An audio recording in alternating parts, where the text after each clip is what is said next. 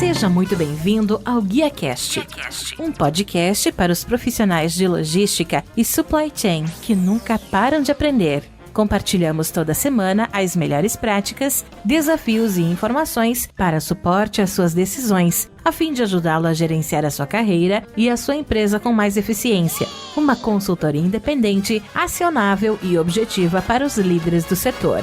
Vamos ouvir!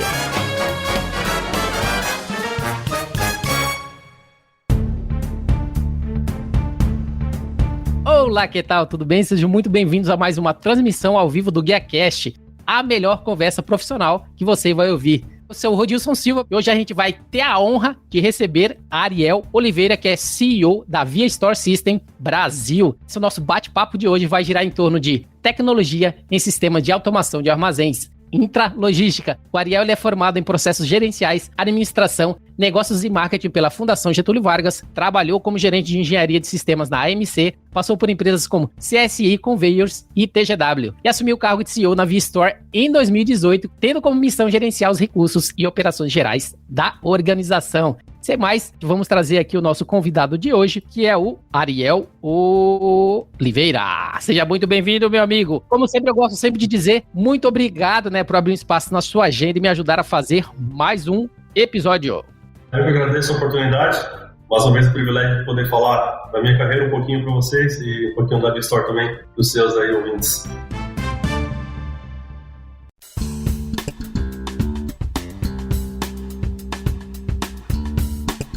Ariel, como de praxe, eu gosto de conhecer assim, um pouquinho sobre a história dos nossos convidados. Acho que é bastante importante a gente ter a oportunidade de conhecer um pouco sobre o desenrolar da sua trajetória profissional. Eu vi no seu perfil, quando a gente fez aí a pesquisa para trazer as perguntas, que você iniciou a carreira na AMC Systems como gerente de engenharia de sistemas. Gostaria que você pudesse falar um pouquinho para a gente como que foi esse início da sua carreira profissional, início bem técnico, voltado para engenharia. Eu comecei a trabalhar muito jovem, como muita gente aí da nossa época, ou da minha geração, vou falar da nossa época como se eu fosse muito velho, na verdade eu não sou tão assim, gente. Eu fiz o curso profissionalizante no Senai, que me formou em ferramenteiro, Minha primeira oportunidade profissional foi uma empresa que fazia máquinas especiais para a indústria. Então, já era muito focada em automação. E eu trabalhava na parte de implementação dessas máquinas, Instalação, conserto, botar aquele projeto para funcionar na prática, Durante esta oportunidade, me despertou o interesse em trabalhar antes daquela etapa, que é no desenvolvimento das máquinas. Desenhar, projetar, entender como aquilo funcionava. E eu fui atrás, fiz alguns cursos, AutoCAD, coisas bem simples da época. E a própria empresa fez um processo seletivo naquele momento para recrutar alguém que pudesse iniciar o time de engenharia e trabalhar nessa área que foi uma coincidência da vida, e que eu, no momento, eu tinha acabado de fazer esses cursos e me inscrevi. Foi me dada, então, essa oportunidade e eu comecei a trabalhar com desenvolvimento de projetos, ou seja, desenhando máquinas, peças, componentes, e me dei muito bem, me identifiquei com a área, tive bastante sucesso nessa empresa, acabei migrando para a AMC, que você comentou, e na AMC, com pouco tempo de casa, acho que 5 ou 6 meses, eu passei a gerenciar o time de engenharia. A AMC era uma empresa focada em robótica, ou ainda é uma empresa focada em robótica, ainda existe, e fazendo células de movimentação. Foi quando a minha carreira, de certa forma, já começou a ir para a linha aí da logística, movimentação de materiais e tudo isso. Então foi esse o começo aí da parte técnica da coisa.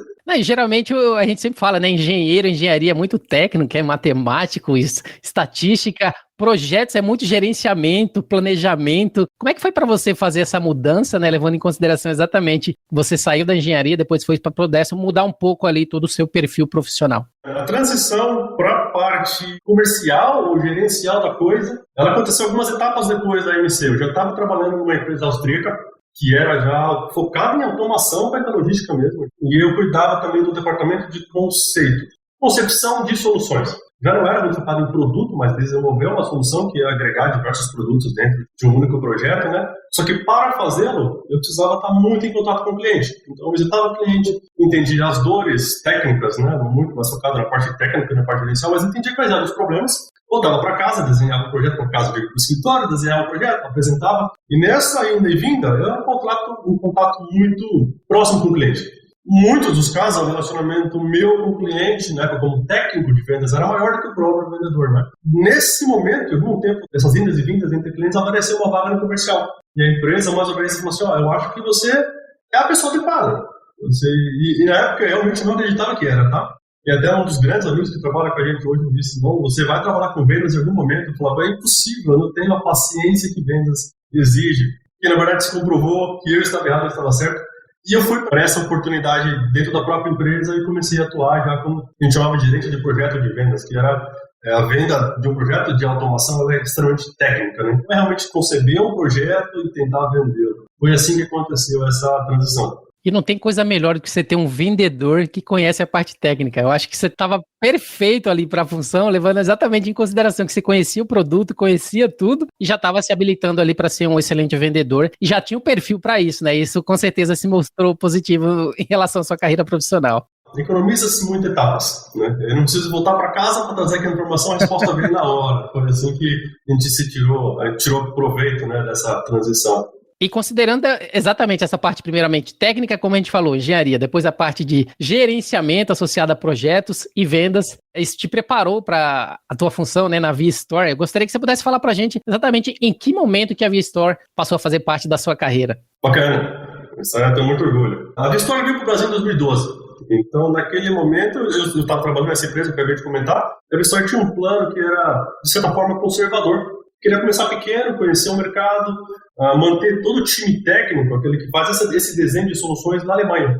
E ela, para atender esse conceito que eles estabeleceram, esse planejamento, buscaram exatamente esse tipo de pessoa. Alguém que pudesse fazer o comercial, mas que ao mesmo tempo entendesse toda a parte técnica e pudesse passar para quem vai desenvolver, para quem iria desenvolver as soluções, na mesma língua. Né?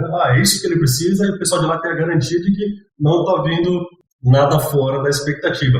E eles me chamaram. Isso foi numa quarta-feira, venho marcado para as 10 horas da manhã, eu me atrasei naquele dia, cheguei às 11. E falamos até 2h30 da tarde que era uma escolha certa, que era uma aposta muito promissora para ambos. Foi uma boa oferta para mim também. Eu estava vindo de gerente de projeto de vendas para gerente de vendas. Era uma pequena subida na minha carreira. E eu aceitei aquele desafio em 2014. Eu fiquei atuando com vendas especificamente nesse conceito até meados de 2017. Em 2017, a minha empresa me levou para uma outra unidade do grupo. Fiquei um ano fora, trabalhando e aprendendo e evoluindo, e voltei para cá em 2018 já na nova função. Excelente. A gente falou um pouquinho, né, então, da sua história, então é importante a gente conhecer a história do nosso entrevistado, né, falando um pouquinho da ViaStore, né, empresa que, como a gente falou, oferece pacote completo para a intralogística. Eu gostaria que você pudesse dar um overview, falar um pouquinho sobre a empresa, sobre os produtos, serviços, enfim, o que faz parte do portfólio que a empresa oferece no Brasil atualmente. Vamos lá, você colocou muito bem já na pergunta. É um pacote completo. E é assim que a gente se posiciona, tá? A ViaStore é uma empresa já centenária, como eu comentei com vocês antes da gente começar aqui. Ela está por volta de 140 anos, começou fazendo elevador de carga para construção civil, depois elevadores residenciais, e nos anos 70 começou a olhar para a intralogística com bastante carinho, quando a gente desenvolveu nossos primeiros produtos e tudo mais. E desde então, o foco da empresa ficou exclusivo à automação para a intralogística. Então, a gente tem como produtos principais transelevadores e minutos fabricados por nós e o nosso software WMS, software de gerenciamento de armazéns, chamado de ViaDat, né? O ViaDat foi atualizado recentemente para a versão 9, em que foi feita uma grande remodelação, principalmente no visual do produto, e com a capacidade desse software, porque eles são um software que já tem aí seus 20 anos de existência, nos permite integrar outras soluções além das que a gente fabrica por si só, como robôs, veículos autônomos, shuttles, assim, tudo que você achar de tecnologia, onde pode ser integrado numa solução da ViaStore. Apesar de ser fabricante de equipamento, de produtos, né, a gente se posiciona dessa forma como um grande integrador. Nós estamos muito mais preocupados em entender o problema, desenvolver uma solução para o problema e apresentar para o cliente alguma alternativa dentro do que a gente consegue fazer. Eu lembro que recentemente vocês lançaram um release aí para a imprensa, né, no qual foi destacado os 10 anos de atividade no país, a consolidação associada a projetos robustos de expansão, implementando aquilo que se tornaram, né, tem se tornado referência no segmento de atuação. Gostaria que você pudesse falar para a gente um pouquinho sobre um projeto, né, abrir o jogo para a gente entender exatamente, né, como que funciona, né, algum projeto que vocês se orgulham de terem implementado, fazendo aí a história, como a gente falou, sendo referência no segmento de atuação. Me perdoe pelo clichê, me orgulho de todos. Não tem nenhum maior, menor, menos importante para nós. Todos foram marcantes. Acho que todos contribuíram. A história ainda também é história pequena no Brasil, né? Apesar de todos 60 e poucos anos. E todos eles tiveram uma pontinha de ajuda para chegar onde a gente está hoje. Mas para não deixar a sua pergunta sem resposta, vamos lá. Eu vou destacar, posso ser mais do que um? Pode. Para não ser injusto, né, com aqueles que apostarem nas soluções, pode mandar. Exatamente, então eu quero deixar ninguém chateado. Vou falando primeiro, porque é fácil, o primeiro é sempre o primeiro. O primeiro foi um projeto exclusivo de software para o aeroporto aqui de Viracopos, Campinas, São Paulo. Quando a VStore veio para o Brasil, ela já tinha um software? Já, o software existe desde 91. Então, a primeira versão do software foi feita em 91. Eu acho que foi até vou falar uma escolha, parece que a gente escolheu ganhar o projeto, mas a gente se dedicou muito para ganhar esse projeto em específico, porque era uma boa forma de entrar no país, né? Um projeto que não tinha muito equipamento, era uma coisa que a gente dominava, mas era um projeto extremamente complexo. O WMS que gerencia o armazém alfandegário do aeroporto de Viracopos, né? Via DAT. Isso, Via DAT. Via de VStore, DAT de dados em alemão. O Via DAT ele foi implementado aqui no aeroporto. As grandes dificuldades foram durante muito tempo, né? A gama de produtos, para quem trabalha com logística conhece. O aeroporto recebe desde um cavalo vivo a uma Ferrari ou a uma joia que pesa 2 gramas. Então, gerenciar tudo isso, escolher onde armazenar, onde controlar, fazer toda a qualidade, e foi bem desafiador. Então, foi um projeto de OMS, mas que foi longo, com 2 anos de implementação, está rodando desde 2014, com mais de 200 usuários simultâneos. Eu acho que esse é o primeiro, onde a VStore mostrou para que veio, pelo menos assim que a gente encontra. A gente já fez, inclusive, rollout desse mesmo conceito para outros aeroportos. Então, é um projeto de muito sucesso. E agora eu vou falar mais um, que é o último que a gente fez, tá? Para ficar um e último e ninguém ficar chateado, que foi um projeto dentro da planta de manufatura da Electrolux de Curitiba, no estado do Paraná. Também um projeto muito desafiador, ou seja, ele é dentro de uma planta que tem 5 linhas de produção, escritório, todo administrativo lá. Implementamos um armazém de 35 metros de altura, sem parar, nada estava acontecendo. A vida continuou rodando normal em volta de um prédio que estava subindo dentro da planta. É aquilo que dizem, né? É reformar a casa, né? Enquanto está morando lá dentro, né? Que dá muito mais trabalho. A VStore era o pedreiro. Você imagina a dor que estava na nossa, o peso que estava nas nossas costas. A gente estava levantando o equipamento, o transelevador, que ele pesava aí cada parte do mastro, supor aqui, 2,5 toneladas, passando por cima de um prédio onde tinham pessoas trabalhando. Então, a cada vez que o guindaste levantava aquela peça, ficava 5 minutos sem respirar até que ele passasse do outro lado. Ou se cair ali, tá tudo bem. Então, foi muito bacana, né? Muito satisfatório hoje ter ele funcionando, e é uma referência dentro do segmento industrial aí na América Latina. Mas a gente não conhece nada parecido. Tá aí, pessoal. Acho que é bastante importante a gente conhecer um pouquinho da VStore. Entrando agora no nosso tema, Léo, tecnologia em sistemas para automação de armazéns. Né? Quando falamos em tecnologias em sistemas de automação para intralogística, a gente sempre pensa, como a gente falou, WMS, a gente falou de transelevador, equipamentos para recebimento, de coleta, envio, processos, etc. No caso da VStore, né, eu gostaria que você pudesse citar para a gente alguns exemplos, né, de quais são esses equipamentos e os diferenciais de cada um deles para que a gente consiga colocar, né, toda essa tecnologia dentro de um contexto, como você deu o exemplo aí da Electrolux, né, e principalmente galgar os objetivos necessários dessa automação, melhorando ali a produtividade da empresa. Como disse, a VStore, apesar de ser um grande integrador, né, a gente fabrica o que a gente acredita que está no coração da grande parte das nossas soluções. E são os 3 que você comentou, basicamente aquilo que resolve grande parte dos problemas. Um software WMS de qualidade, como é o nosso, ele por si só traz vantagens muito significativas, né? O nosso software ele foi desenvolvido em 91, ou seja, ele tem 20 anos de história, foi implementado em diversos armazéns ao longo do globo, que é o mesmo produto a nível global, e foi crescendo e evoluindo, né, a todo tempo. E agora, em 2018, como eu comentei contigo há pouco, a gente fez a nova versão, a atualização do produto, focada exclusivamente aí no front-end, interface de uso, trazendo ele para um patamar super moderno, intuitivo, muito parecido com o que você encontra no iPad, esse tipo de coisa. Para qualquer usuário chegar lá e ele vai com o dedo na tela e aperta o botão sem ter que digitar ou apertar um F4, como nos WMS convencionais, né? E isso trouxe para a gente diversos prêmios. É um produto muito premiado na Alemanha com inovação através de tecnologia de pesquisa, produto do ano em tecnologia 4.0, pela integração com sistemas de manufatura direta. Então esse é um produto que para nós é o nosso grande diferencial, aquilo que a gente tem muito orgulho de falar e de mostrar. Se a gente não tivesse limite de tempo, eu falaria por horas aqui sobre ele. Vou passar para o segundo para não falar demais do motivo que bate meu coração mais forte. Temos aqui os transelevadores e os mini-loads, tá? Também são produtos que a gente produz desde 70. Nosso primeiro transelevador foi produzido em 71, né? Então, é uma tecnologia, a gente fala 70, parece uma tecnologia antiga, mas na verdade não é. É uma tecnologia que continua 100% atual e foi sendo modernizada ao longo do tempo, até chegar no patamar que hoje é um dos produtos mais robustos do mercado e não nesse caso falando da Vistor, mas falando como produto, é uma tecnologia consolidada. A Vistor tem, dentro da nossa matriz, o nosso time de desenvolvimento, pesquisa, tudo isso, que faz com que hoje os nossos mineradores e transformadores estejam entre os mais rápidos do mercado. É um diferencial que a gente está falando. Acho que o nosso grande diferencial, além de ser uma tecnologia alemã consolidada, aquilo que a gente já conhece, que vem de lá, é ainda os produtos mais produtivos do mercado. Existe algum critério de velocidade para comparar assim, não? Olha a pergunta difícil. Eu acho que hoje é difícil você falar que tem uma Ferrari e um Fusca na nossa automação. Tem uma Ferrari e um carro de luxo, que de luxo ele é um pouquinho mais lento. Eles são todos produtos muito bons. A Vistor se destaca pela robustez, por ser um produto alemão, e pela alta performance. Então, normalmente ele entrega um pouquinho mais de produtividade. Vou te dar um exemplo numérico. Pronto, achei uma forma de te entregar. O transelegador da Vistor faz 6 metros por segundo correndo dentro de um trilho. Vou dizer que a média de mercado está em 4 metros por segundo. Essa é a média de mercado. Tá? Tem alguns que vão acima, tem alguns que vão abaixo. Tá? Então, esse é um grande diferencial.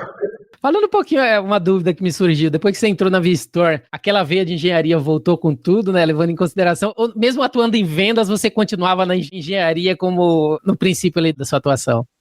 Tem uma coisa legal, que é quando você gerencia uma empresa. Você pode meter o dedo onde você quiser. A gente me segura o tempo inteiro para não meter o dedo onde eu não devo meter meu dedo, mas a curiosidade fala mais alto. Então, eu participo de tudo que eu posso. Na concepção, no desenho, nas visitas, nas apresentações.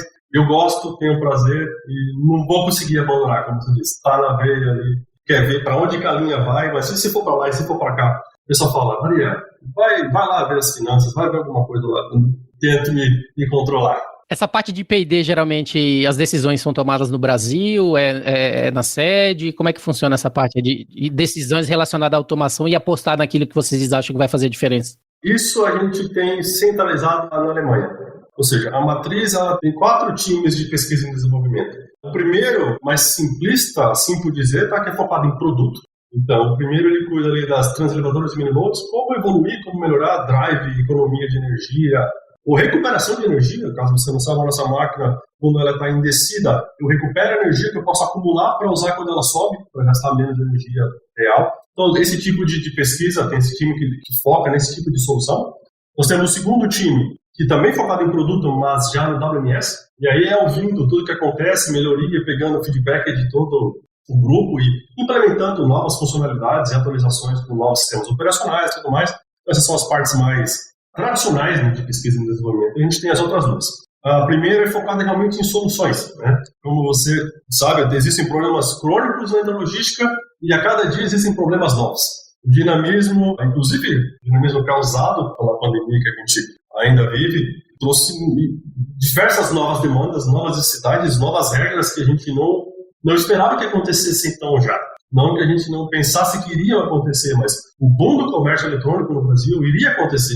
Eu não esperava que iria acontecer em 2019, 2020, né, ou 2020, 2021. Então, isso trouxe diversas novas tendências que o time de software está se adaptando e ajustando e desenvolvendo novas soluções, né? Então, o time de software junto com o time de soluções aí já é uma mescla. E nós temos ainda um quarto time que ele é dedicado exclusivamente a soluções de intralogística para a indústria. A Vistor se dedica muito a fazer armazéns dentro de plantas de manufatura. E são requisitos e demandas especiais quando comparadas a um centro de distribuição, né? Uma coisa que a gente costuma comentar dentro de casa é o seguinte: quando se trata de uma planta, de um armazém dentro de uma planta de produção, se eu não abastecer, a planta não produz. Eu não saio geladeira no final da linha, eu não saio um veículo pronto. Em um centro de distribuição, se eu não entregar o seu celular hoje, amanhã ele chega e está tudo bem, né? Então, a área de manufatura ela é muito mais exigente, muito mais puxada, exige bastante do produto, da disponibilidade, então a gente tem um time também dedicado a isso na matriz. Então, todos esses 4 times trabalham, compartilham ideias, pegam opiniões aí de todas as outras unidades, consolidam aquilo, desenvolvem o que eles acreditam ser melhor e distribuem para todo mundo o que eles encontraram. Excelente. E existe, assim, alguma necessidade mínima para uma empresa que ela quer garantir ali uma implementação mediante um projeto de intralogística? Existe alguma restrição? Vocês já tiveram, por exemplo, em algum momento que identificar em alguma empresa que ela não estava preparada para fazer qualquer processo de implementação de intralogística? Não, vamos lá. Não é a resposta. Eu digo, a automação é muito ampla. A automação é muito ampla. Então, existem níveis que vão do mínimo até aquilo que você fala, não tem nada de pessoa, é tudo robotizado, né? Sempre tem algo que algum tipo de automação pode ajudar. E aqui eu falo que é o tipo de automação que, na nossa visão, né, um WMS, digitalizar um processo é uma automação.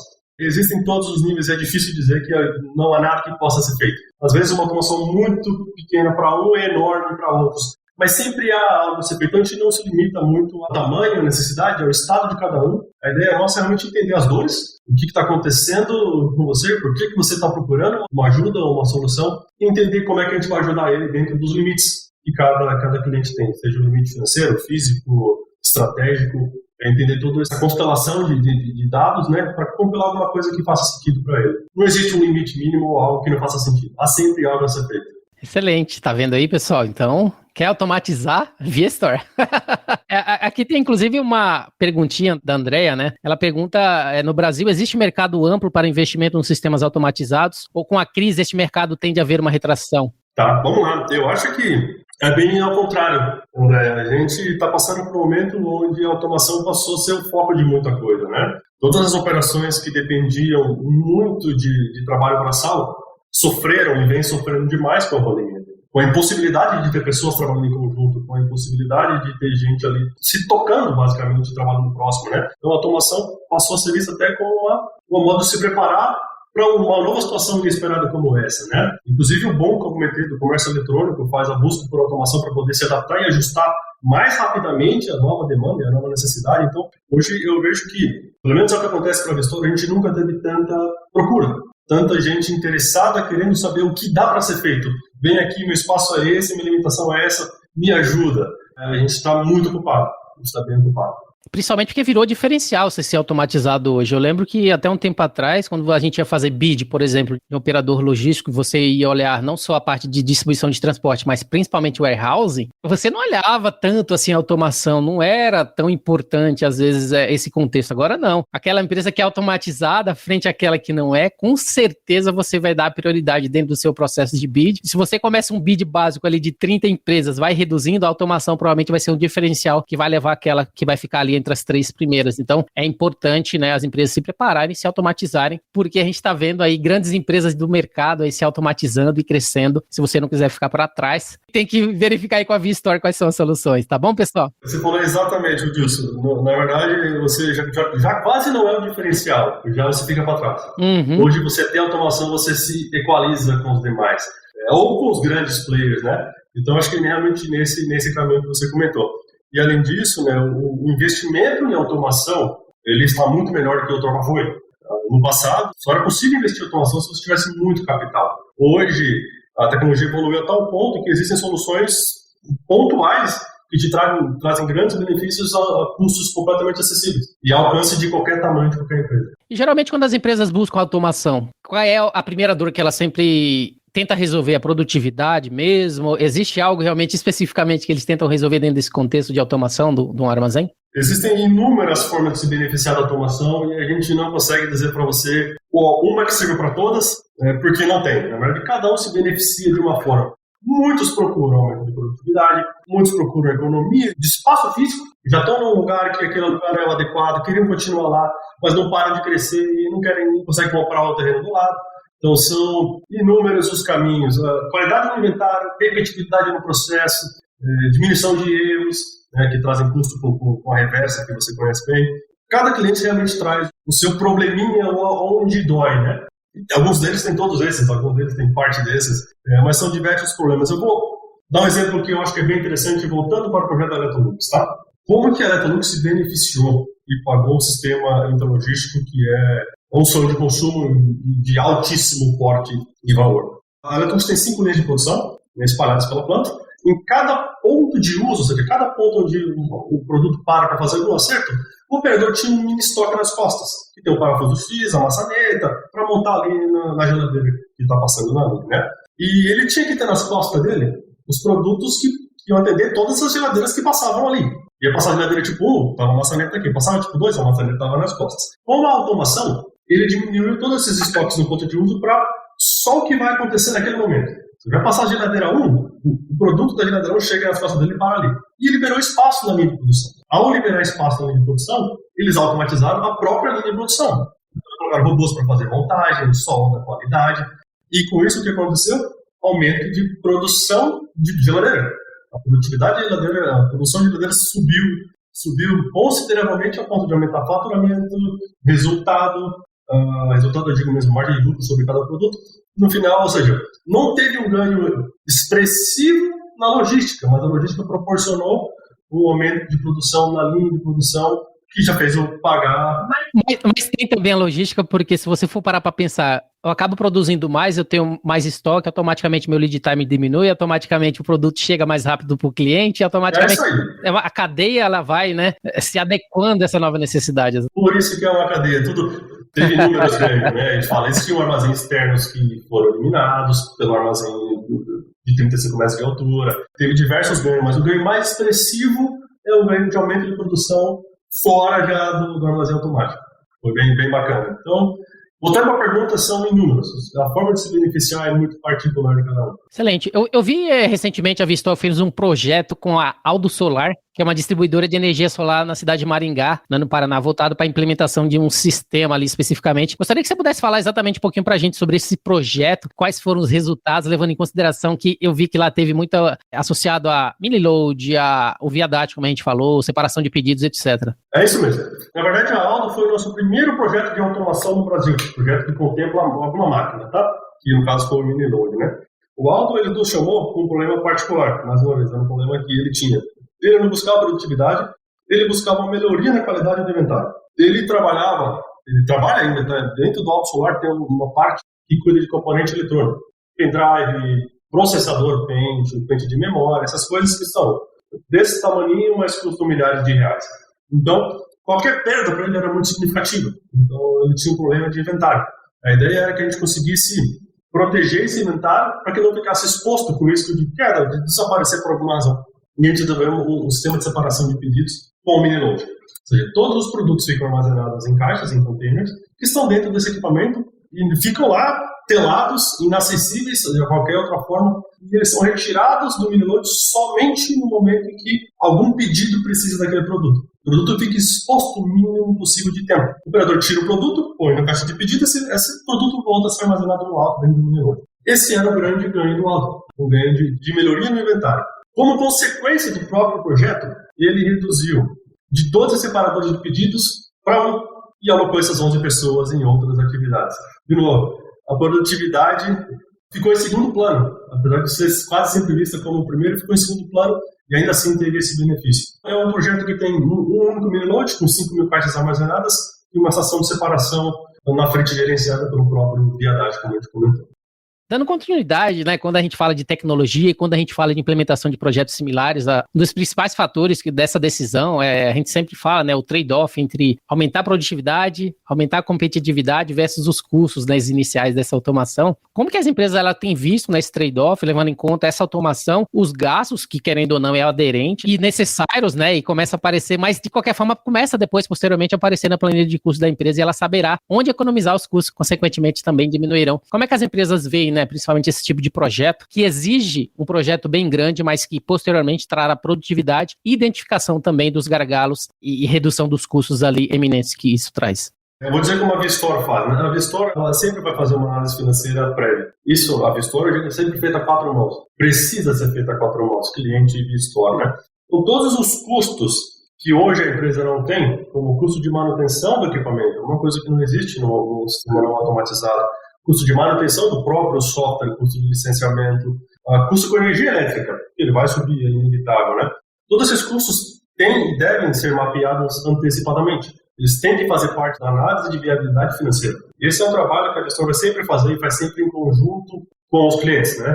A gente entende, gente, aqui é o cenário hoje, aqui é o cenário futuro, com meu crescimento, minha expansão. Se eu continuar no manual, meu custo vai chegar a esse patamar. Se eu automatizar nesse nível, eu vou estar nesse patamar. Se eu automatizar nesse nível, eu vou estar nesse patamar um pouquinho mais baixo.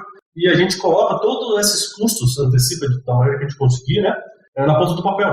Então, todos esses custos já são mapeados antecipadamente para evitar surpresas. Principalmente porque o ROI não é curto prazo, né? Algo que geralmente esses projetos é bem longo, né? Ele varia muito. Tem projetos que foram pagos em menos de um ano, e tem projetos que foram pagos entre 5 e 6 anos, e projetos que são pagos a um prazo ainda maior. E sempre aí é uma escolha de cada cliente. Há projetos, eu vou te dizer que existem projetos em que a viabilidade financeira foi deixada de lado. Tem projetos em que há o desejo, há o anseio, há a vontade de ter automação. Isso fala mais alto do que o valor. Há investidores que gostam de ter aquilo e desejam ter aquilo sem levar em consideração o fator financeiro. De qualquer forma, a Vistor vai sempre estar pronta e disponível para fazer essa análise em conjunto. Não faz sentido a gente tentar vender alguma coisa que não traga benefício para o cliente, porque isso, de alguma hora, vai voltar contra nós. A nossa imagem que está exposta, a nossa reputação que está em jogo, né? Então, a gente vai sempre fazer essa análise antes, colocar tudo na mesa, fazer... o Ricardo, que é um grande amigo meu que pode mandar, a avaliação de dados de movimentação e simulação, ele participou, fizemos um projeto em conjunto em que ele participou, fazer uma análise muito aprofundada dos dados, para ter a certeza de que a gente está fazendo a coisa certa. Em muitos dos casos, se não há viabilidade financeira, é deixado de lado. Como você disse lá atrás, falou, bonitinho, vamos fazer pouquinho, vamos aguardar crescer mais um pouquinho para fazer o grandão. São escolhas, né? São escolhas.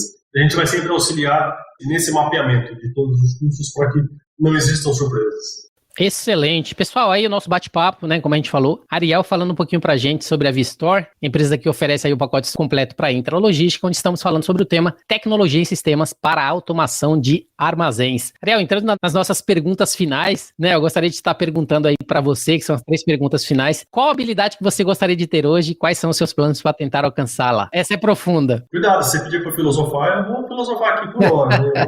A habilidade. Acho que o grande desafio hoje de qualquer gestor, de qualquer pessoa que esteja à frente de um grupo, seja ele de 2 pessoas, seja ele de 100 mil pessoas, é cuidar das pessoas. Principalmente priorizar cuidar das pessoas diante de todo o leque, né, de atividades que o dia a dia impõe.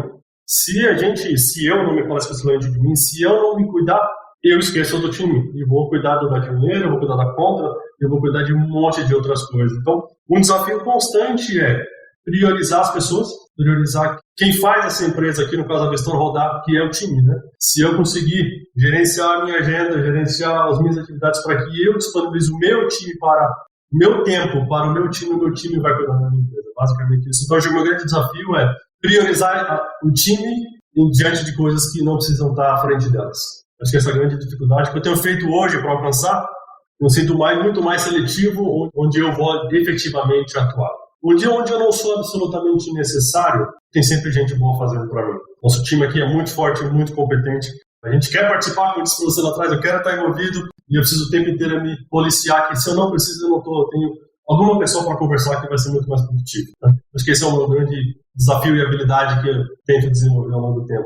E frente a toda a emoção que você demonstrou aí trabalhando na Vistor, né, considerando seus anos atuais como CEO, o que te traz mais alegria em sua linha de trabalho? Essa função para mim, como é para todo mundo que começa, é um desafio, né? E a minha grande satisfação e alegria hoje na Vistor é ter um time que abraçou a minha filosofia de trabalho. A minha filosofia de trabalho, ela é fácil de ser entendida, também difícil de ser cumprida.